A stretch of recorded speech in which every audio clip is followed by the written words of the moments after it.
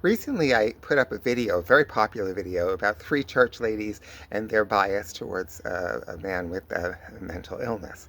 And it got a lot of responses, and the responses were particularly interesting from both those who were very conservative and those who were very liberal, equally denying that that would happen in their church. That's something that the liberals would do, or that's something only conservatives do, not recognizing that they're both equally wrong.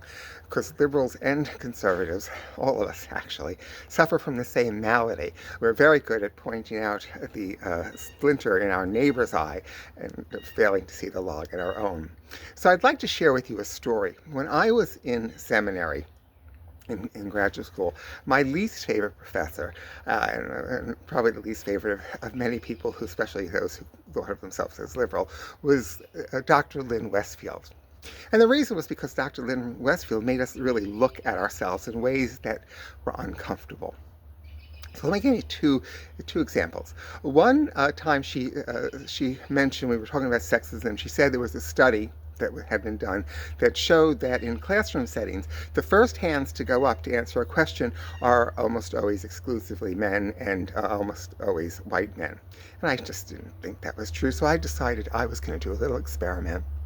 And over the course of the next couple of weeks, I wasn't going to raise my hand at all. I would just sit back and observe and see if that was true.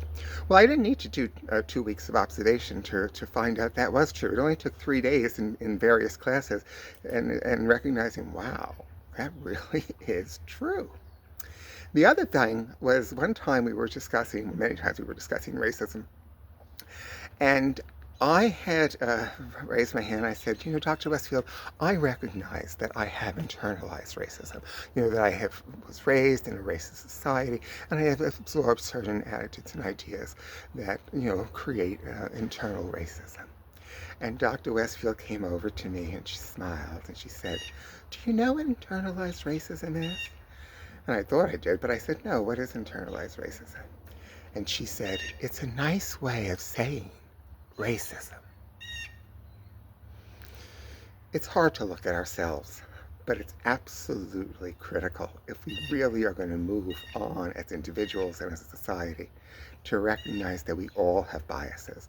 And the only way to really recognize them and overcome them is to reflect deeply on oneself. As the comments there, the people pointing their fingers at the conservatives or the liberals or whatever group they want to point in that video that I put up, only serve to demonstrate. Good morning.